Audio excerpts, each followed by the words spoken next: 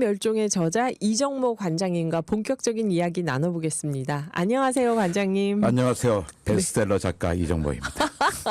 그 저희가 사실 선생님 그 신간 낸 거 보고 뭔가 저희도 막 좋은 책이니까 같이 홍보도 해드리고 싶어서 출연해 주십사 했던 건데 저 책 내자마자 그냥 베스트셀러가 돼서 저희가 뭐 모셔서 특별히 드릴 도움이 아무것도 없더라고요. 또 이렇게 또 이렇게 소개가 되고 또 어차피 뭐 하고 싶은 얘기가 있었던 거잖아요. 또 그 유명한 이 프로그램에 오늘의 기후에 나오게 돼서 벌써 두 번째잖아요. 영광입니다. 불러주셔서. 네, 선생님 1월 18일에 출연하셔가지고 청취자분들을 그 폭소에 빠뜨렸던 적이 있었는데요. 이 찬란한 멸종. 책 제목이 저는 와 이거는 과학책이 아니라 무슨 시나 에세이집의 제목 같았어요. 찬란한 멸종.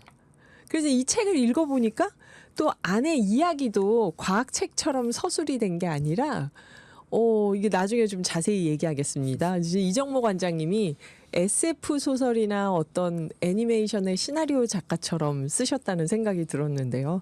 네, 먼저 오늘 1월 18일에 출연하시긴 했지만 오늘 또 처음 듣는 분들도 계시니까 이정모 전 관장님, 이정모 작가님 소개를 들어보겠습니다. 그러니까 대한민국 자연사 박물관 또는 아시아 과학관의 꽃이라고 할 수 있습니다.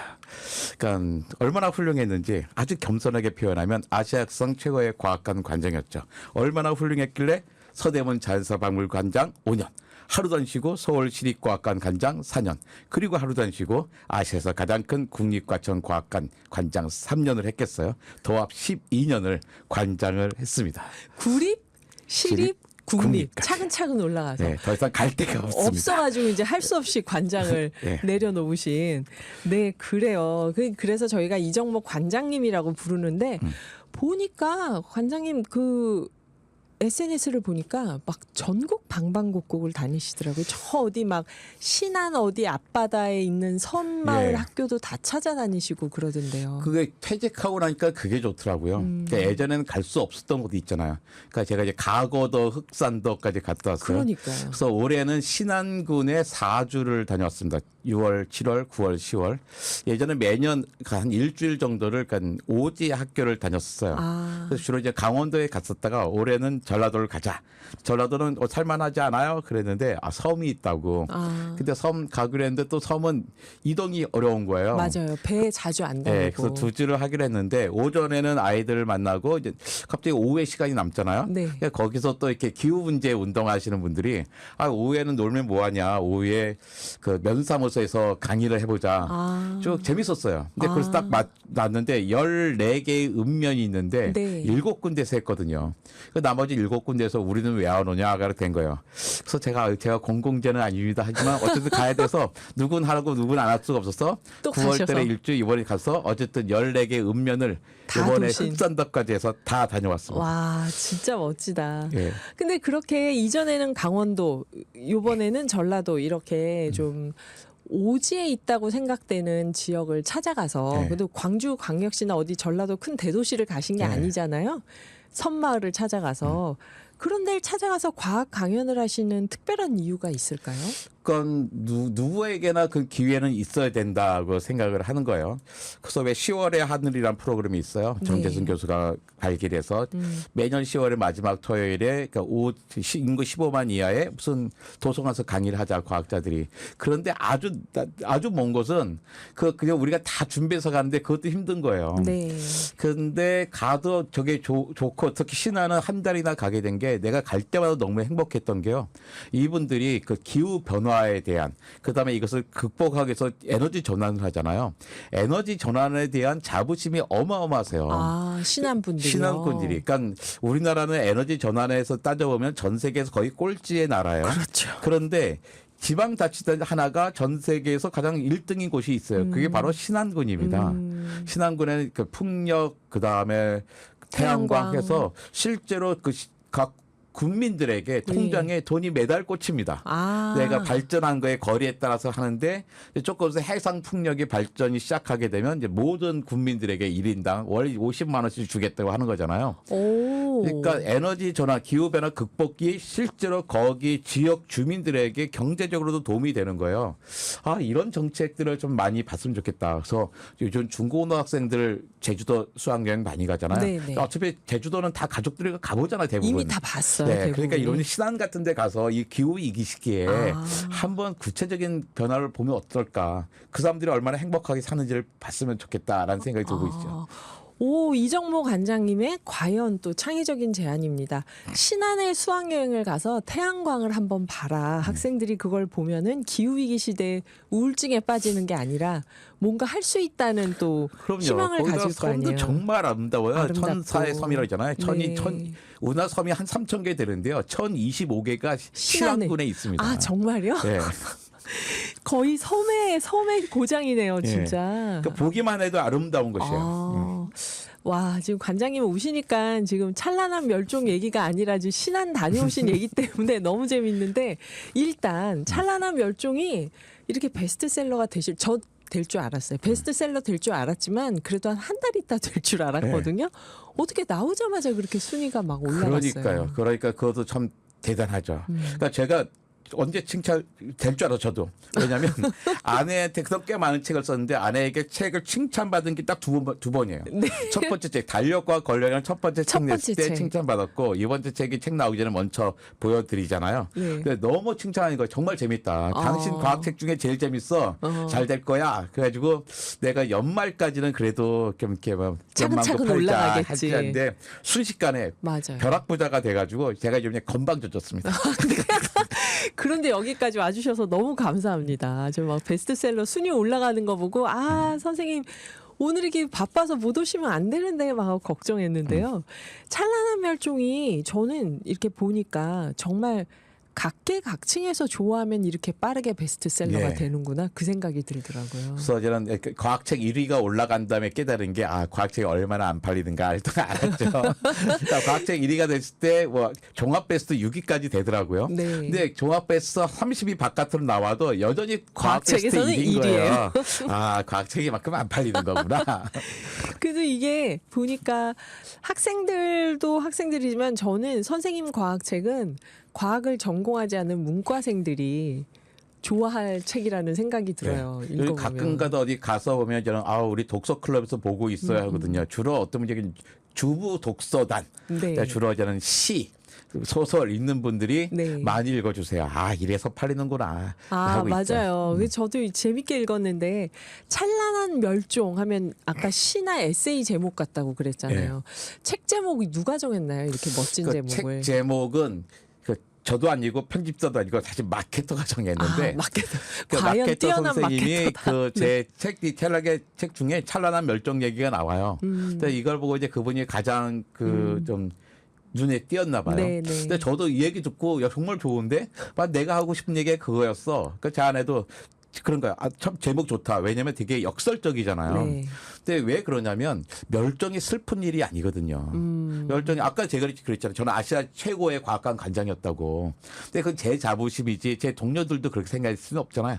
동료들은 다른 분을 모시고 싶었을 거예요. 그 자격이 있지만 못 모셨어. 왜? 내가 자리를 차지하고 있었기 때문이죠. 멸종하지 않아서. 그렇죠. 내가 싹 비켜주니까 그분이 와서 더 과학관을 잘 만드는 거예요. 그러니까 멸종이라는 게 뭐냐면 다음 세대를 위해서 자리를 비켜주는 겁니다. 근데 보통 지구 생명체 멸종의 90%는 배경 멸종이에요. 특별한 사건이 없어도 그냥 자연스럽게 누군 사라지고 누군 생기고 그러죠. 네. 회사도 그러잖아요. 무슨 회사가 잘 안 돼가지고 갑자기 구조조정하는 게 아니라 평상시에도 들어오고 나가고 하잖아요. 그렇죠, 이 그렇죠. 배경 멸종은 한 90% 정도 되고 격변이 일어나서 한 10%가 멸종을 돼요. 그런데 배경 멸종이든 격변의 멸종, 대멸종이든 항상 그 당시의 생명체들은 자기의 수명을 다 누리고 삽니다. 그리고 자기의 잘못도 아니에요. 멸종되는 거는. 대부분 격변이 자연적으로 사건이 생기는 거예요. 화산이 터지는지 운석이 부딪히는지 대륙이 합쳐지는 거예요. 자기 잘못이 없고 자기는 다 누리고 다음 세대에 물려줘요. 그 멸종 자체가 찬란한 거예요. 역사를 남길 수가 있는 거야. 근데 문제는 찬란한 멸종 얘기했으면 찬란하지 않은 멸종이 있다는 얘기잖아요. 네. 그게 바로 우리의 멸종이 그런 위기에 처한 거예요. 그러니까 사람 같은 경우는 한 100만 년은 존재해야지 정상적인 생명체인데 네. 30만 년밖에 안 됐는데 시간도 많이 못 살았어요. 거기다가 이 멸종의 원인이 누구냐면 바로 우리 자신인 거예요. 자업자들인 거죠. 그러니까 나중에 그 외계인이 왔든 아니면 지구에서 다른 생명체가 생겨서 이 6번째 대멸종을 기록할 때 인간에 대해서 인간의 멸종도 찬란한 멸종을 할 건가. 저는 어처구니 없는 저 인간들 때문에 우리 다른 생명들 멸종했잖아. 이런 정말 멍청한 멸종이라고 이야기할 거라는 거죠. 그러니까 우리도 좀 찬란하게 멸종하자. 어떻게 인간이라고 영원히 존재하겠어요. 언젠가 멸종하겠죠. 하지만 우리 수명도 한 100만 년은 누려야 되고 100만 년까지 안 되더라도 앞으로 이제 몇만 년은 더 버텨야지. 이제 30만 년밖에 안 된대 이러면 되겠냐. 그러다 네. 우리 잘못이면 안 되지. 자연적으로 멸종을 해야지. 그래야 좀 역사에 예쁜 이름을 남기지. 멍청한 존재를 남기면 안 되잖아요. 그래서 찬란한 멸종, 다른 생명의 멸종을 강조하기 위해서 그렇게 제목을 붙였죠. 아, 너무 멋지다. 그러니까 좀 우리가 품위 있게 퇴각하자. 우주에서 사라지더라도 그렇죠. 인류가. 등을 보이지 말고 이렇게 맞서면서. 야, 그렇네요. 이제 어리석게 자업자득으로 자멸하지 말고. 네. 어떠세요? 이정모 관장님 얘기 들으면 왠지 멸종도 막 신나는 일처럼 느껴지는데요, 지금. 최근에 집필하신 과학 분야 1위 베스트셀러 찬란한 멸종 이야기 나누고 있습니다. 2부에서 계속 이어가 볼게요. 아까 저 찬란한 멸종 이 책을 얘기를 좀 하다 말았는데 제가 이 책 읽으면서 음성 지원이 됐어요. 네. 관장님이 옆에서 막 말씀하시는 것 같은 거예요. 책 내용이. 그래서 아니 글자에서 소리가 나네 이러면서 읽었는데 이걸 어떻게 쓰셨나요? 제가 쓸 때도 사실은 말하면서 써요. 아, 네. 말하면서 쓰거든요. 네. 그러니까 저는 이렇게 왜 제가 뭐 문과는 아니잖아요.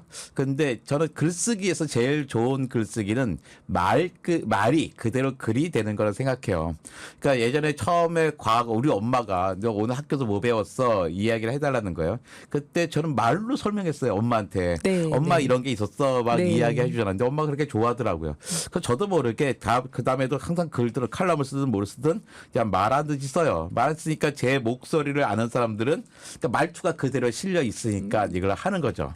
이게 쓸 때 처음에는 모두 계약하고 나면 잘 안 쓰고 있잖아요. 근데 나중에 전 편집자께서 아주 그러니까 잔잔한 아주 차분한 메일을 주시는데 이게 되게 무서운 거예요. 야단치지 않은데 너무 이렇게 크게 다가와서 이거 안 되겠구나. 빨리 쓰자. 근데 그때까지 둘이서 뭘 약속했냐면 시대만 거꾸로 돌아가기로 했어요. 아, 네. 미래부터 과거로 약간 네, 낯설게 맞아요. 보기 위해서 낯설게 너무 익숙하지 않게.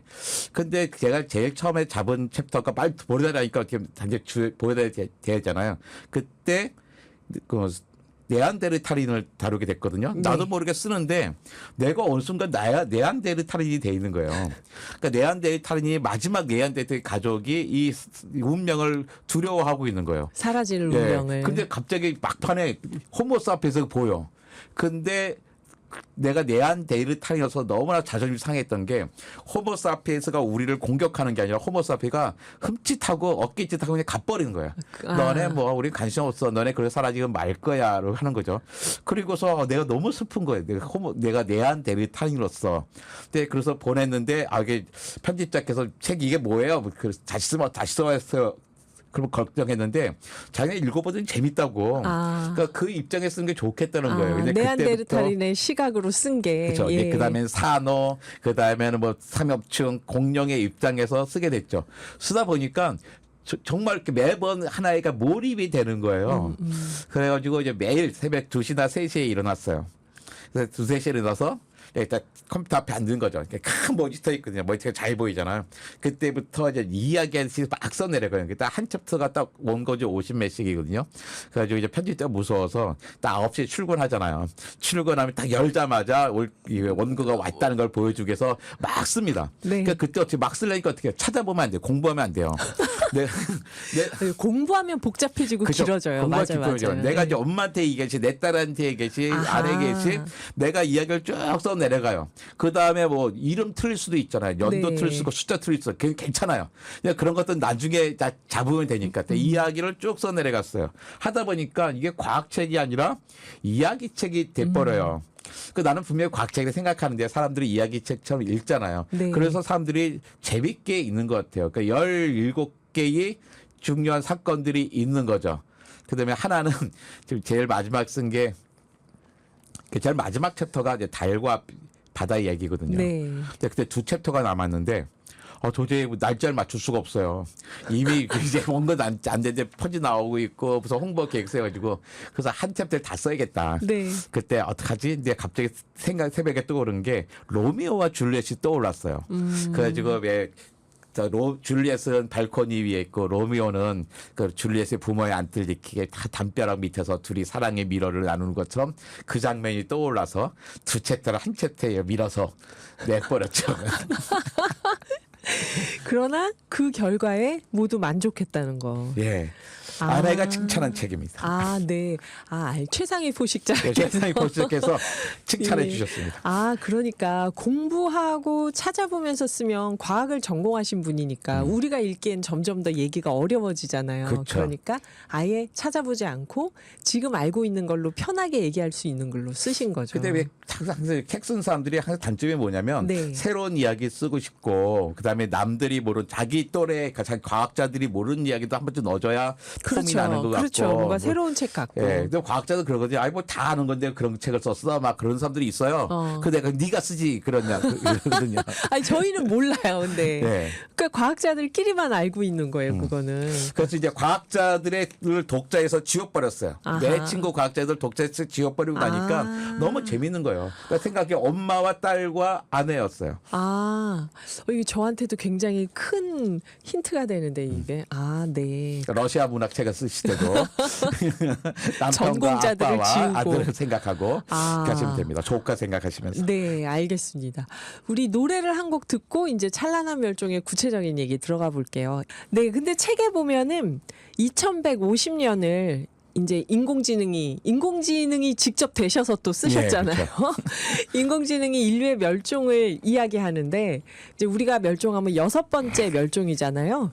그래서 저는 관장님이 인류가 멸종할 가능성 언젠간 멸종하지만 어떻게 멸종할 것 같은지 과학기술로 지금의 위기를 극복할 수 있는지 이 설정을 굳이 2150년으로 하신 이유가 뭔지 이런 거 좀. 제가 한 30년 전부터 이제 멸종에 관심 많았어요. 30년 전부터 네. 일찍이. 네. 네. 제가 공부했으니까. 근데 그때 과학자들이 6번째 대멸종이 짧으면 500년, 길면 1000년쯤 걸릴 거다 그러는 거예요. 근데 그때도 10,000년은 좀 터무니없이 길고 500년은 말이야 과학자들이 시민들 겁주려고 너무 짧게 잡은 거 아니야 이렇게 생각했거든요. 네, 몇천 년은 가겠지.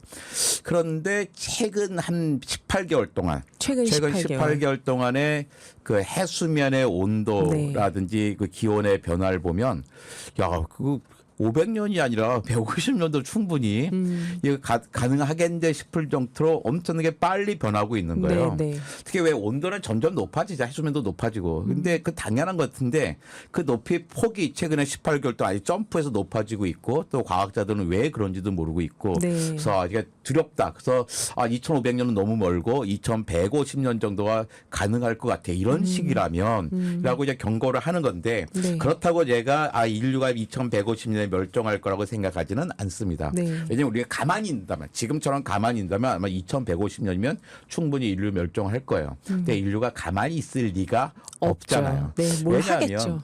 기후 변화를 극복하는 데 필요한 기술의 95%는 이미 있어요. 95%나요? 이미 있거든요. 네. 일단 이산화탄소를 증가시키지 않아도 되잖아요. 네. 근데 이산화탄소를 증가시키지 않는 방법이 뭐냐면 석탄과 석유를 안 떼는 거예요. 재생에너지 쓰고. 그러니까 재생에너지 쓰면 되는데 재생에너지 유무이 엄청나게 많이 변했죠. 아직도 재생에너지 누가 써? 그런데요. 이제 2025년이 되면 전 세계에 평균적으로 재생에너지의 전력 생산량이 석탄보다 많아져요. 2025년에. 2025년 내년입니다. 그러게요. 그러니까 사람을 사람답게 만든 혁명이 농업혁명과 산업혁명이에요. 이 덕분에 사람이 사람답게 됐는데 그 결과가 뭐냐면 이산화탄소 농도가 엄청나게 높아진 거예요. 그런데 최근에 이제 그럼에도 불구하고 이산화탄소 농도를 증가를 멈칫하게 할 수 있는 기회들이 있었죠. 전 세계 경제 위기들이 있었어요. 네. 이때 미국과 유럽은 엄청나게 줄여요. 20% 30%씩 막 줄입니다. 네. 우리나라는 깡패예요. 줄인 적이 없어요. 그런데 미국과 유럽이 줄여도 계속 올라갔어요. 그 이유가 뭐였냐면 중국과 인도 때문이었습니다. 중국과 인도가 합하면 30억이에요. 30억이 저 경제 개발을 하니까 올라갈 수밖에 네, 없었죠. 네. 우리 몇 년 동안 중국과 인도 핑계 댔어요. 네. 이제 그러면 안 돼요. 왜냐하면 중국과 인도가 변했습니다. 그러게요. 그러니까 인도가요 올해 상반기 1월 달부터 6월 달까지 새로 확보한 그 태양광 에너지만요 12기가가 넘어요. 네. 12.1기가와트거든요. 12.1기가와트면 우리나라 한빛 원전의 12개만큼이에요. 그리고 지금까지 올해 6월 말까지 갖고 있는 인도의 태양광과 풍력이 합하면 130기가가 넘습니다. 네. 우리나라 원전에서 130개만큼을 갖고 있는 거예요. 그러니까 세계는 이미 에너지 전환을 하고 있어요. 우리나라 네. 빼놓고 다 하고 있습니다. 그러니까 어떻게 더 이상 이산화탄소 배출을 안 하게 되는 방향으로 가고 있고 있으니까. 그다음에 배출한 이산화탄소 빨아들이면 되잖아요. 다시 네. 숲을 늘리고 그다음에 다시 그걸 압축을 해서든지 탄소로 바꿔서 저장을 시켜놓은 거죠. 마치 뭐 숯 같은 형태로. 네, 그러니까 네. 이런 기술들은 당연히 있기 때문에 이 극복을 충분히 하겠죠. 탄소 쉽지 흡수원을 않지만, 만들면 되니까. 그렇죠. 쉽지 네. 않지만 충분히 해 나갈 수 있습니다. 그래서 2150년에 인공지능이 인류 멸종을 이야기하는 거는 일종의 지금처럼 아무것도 안 하고 있는 이 아무것도 안 하면 상태에서 될 거라는 거죠. 그렇게 될 수 있는데 아마 우리는 극복을 할 것이다 그렇습니다. 하고 말씀을 해주셨는데 그리고 중국은 작년에 유일하게 탄소를 1% 감축한 나라라고 하더라고요. 예. 제조국 중에서. 그래서 진짜 말씀대로 이제 인도 중국 핑계를 대면 안 되는. 그러니까 인도와 중국이 약간 후발국으로서 장점도 있어요. 네. 에너지를 막 확보해야 되는데 가장 빨리 가장 싼 에너지를 추구할 수밖에 없는 거잖아요. 네, 네. 그러니까 인도와 중국은 에너지 전환의 모범국이에요. 지금. 우리가 인도와 중국 흉보면 큰일 납니다. 그렇다고 합니다, 여러분. 그래서 아까 또 그 얘기 해주셨잖아요. 우리 그래서 인류의 종말은 멸종은 이렇게 찬란하게 좀 가보자 하는 제안을 해주시는 건데. 네안데르탈인 얘기 잠깐 네. 하셨잖아요. 그래서 네안데르탈인으로 빙의를 해서 또 한 챕터를 쓰셨는데 그때 호모사피엔스가 네안데르탈인하고 뭐 전쟁을 한 것도 아니고 멸종을 시킨 것도 아니고 얘들은 여기서 뭐 하지 하면서 지나갔다고. 근데 이 네안데르탈인 쪽 읽어보면은 우리 네안데르탈인이 멸종한 게 아니라 우리 안에 같이 여전히 존재하고 있다고 봐야 되나요? 그렇죠. 요즘 그래서 과학자들은 그러니까 우리가 호모 사피엔스잖아요. 호모 네안데르탈렌시스를 했는데 요즘 생각이 바뀌어서 호모 사피엔스 네안데르탈렌시스에서 우리 아종으로 이제 보려고 하는 경향이 있어요. 네. 왜냐하면 우리 안에 그 유전자가 남아 있습니다. 그러니까 순수한 호모 사피엔스는 아프리카의 사하라 사막 있잖아요. 아프리카 사하라 사막 이남의 그 사람들만 순수한 호모사피엔스고 나머지 모든 사람들은 약 1에서 4% 정도의 네안데르탈인 유전자를 갖고 있어요. 그 어떤 유전자냐면 주로 비만 유전자, 그다음에 탈모, 네. 당뇨 이런 유전자를 많이 갖고 있어요. 우리 네안데르탈인 조상님들은 왜 이런 걸 주셨을까요? 왜냐하면 그들에게는 이유가 있습니다. 어린 시절이 되게 적었어요. 네. 네안데르탈 어린 시절 짧다 보니까 조금 자라고 나면 그러면 먹이 활동, 식량 활동을 해야 했던 거죠. 네. 그러니까 어린 시절부터 놀지 못하니까 어떻게 해요? 창의성과 사회성을 계속 갖지 못했던 거예요. 그다음에 항상 그 식량에 대한 그 갈급함이 있는 거죠. 네. 그러니까 몸속에 어떻게 그런 유전자가 발달되는 거예요. 일단 먹을 수 있을 때 쌓아놓자. 쌓아놓으니까 어떻게 해요? 약간 비만과 당뇨로 가게 되는 거죠. 네. 근데 탈모는 왜 있는지 모르겠지만 어쨌든 탈모도 그 셉니다. 그러니까 아프리카의 그 아시아 사하라 사막 이남은요 없어요. 비만, 탈모, 당뇨 없습니다. 진짜 그러네요. 그분들이 외모도 좀 아름다워요. 굉장히 그렇죠. 늘씬하고 막. 0%. 예, 맞아. 요 진짜 근데 제가 저는 아름답잖아요. 비만, 탈모, 당뇨 다 갖고 있어요. 이게 뭐 상관없잖아요. 이렇게 저는 그러니까 전형적으로 그러니까 4% 갖고 있는 네안데르탈 친화적인 사람입니다. 네. 네, 저를 볼 때마다 네안데르탈을 기억해 주시기 바랍니다. 이 탈모가 왜 있는지를 알면은 이 책이 종합 베스트셀러 1위까지 갔을 텐데 지금 현대인의 고민. 그래요. 근데 선생님 또 보면은 이것도 재밌었어요. 네안데르탈린도 사라진 게 아니다. 우리 안에 있다고 네. 하셨는데 공룡도 이게 사라진 게 아니다. 완전히. 그렇죠. 이거는 뭘까요? 그러니까 아이들이 공룡을 좋아하는데 오해가 있어요. 세 가지 오해가 있는데 첫 번째는 공룡이 크다.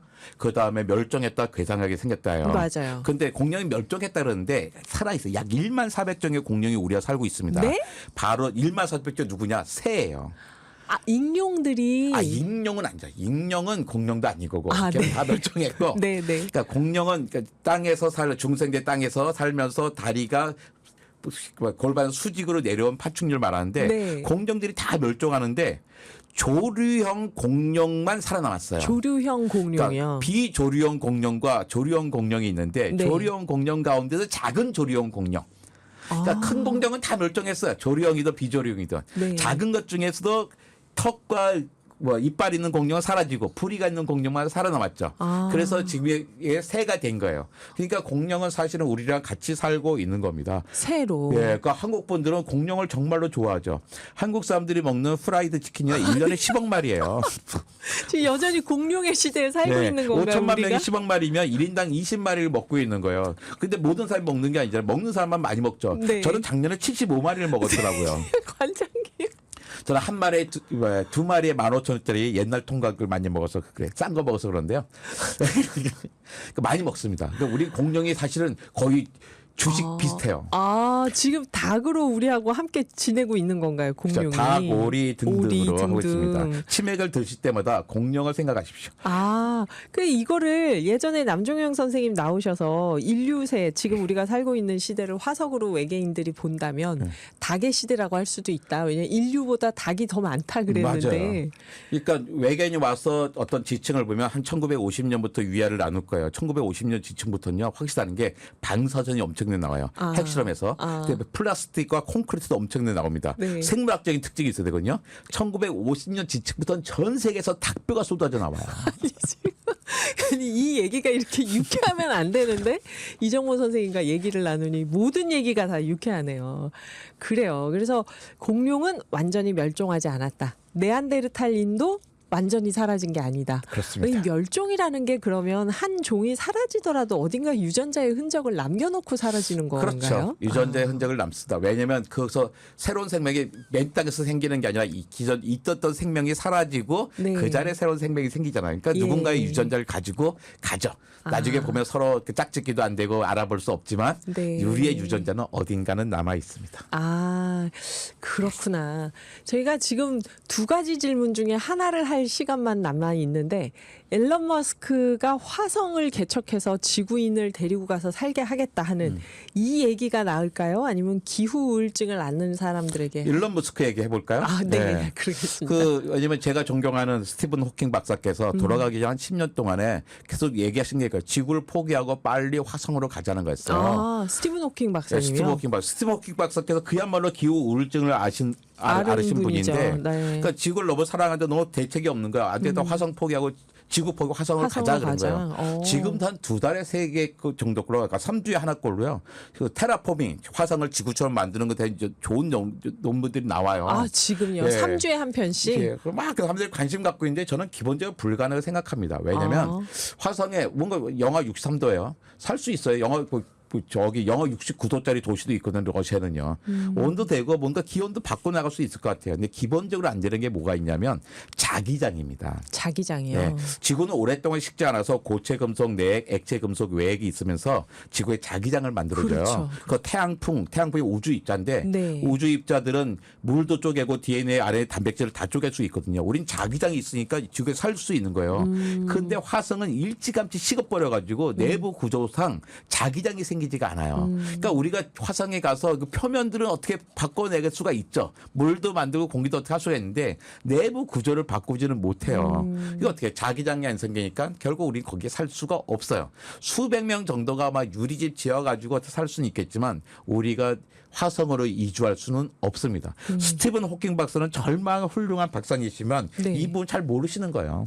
진짜 과감하게 우리 이정모 관장님이 스티븐 호킹 박사님 잘 모르셨고 않고 일론 머스크는 불가능한 건데 지금 일단 투자를 하면서 그렇죠. 진행하고 일론 있다. 머스크 같은 사람들이 그 모험가들 저 칭찬하죠.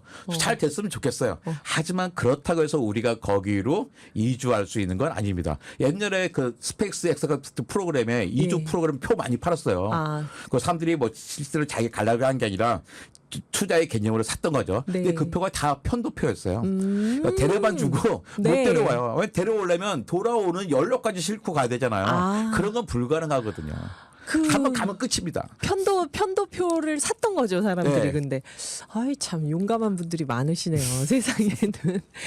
어떤가요, 여러분? 오늘 국내 최고의 과학 스토리텔러 이정모 관장님과 함께 했는데요. 오늘 신한 얘기도 들을 게 많은데 반드시 다음에 꼭 나오셔서 네. 이 과학 지식 좀 더 부탁드립니다, 오늘. 예, 오늘의 기후에 초대해 주셔서 고맙습니다. 네, 선생님 감사합니다. 네, 감사합니다.